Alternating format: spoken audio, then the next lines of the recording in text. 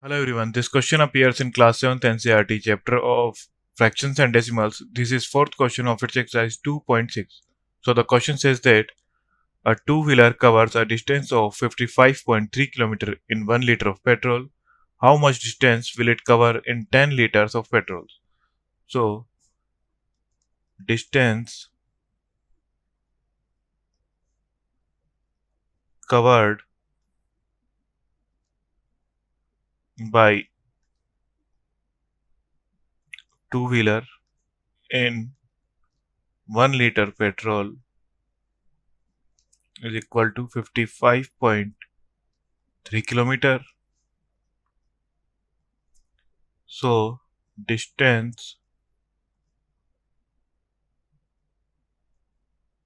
covered by two-wheeler in 10-liter petrol is equal to 55.3 into 10.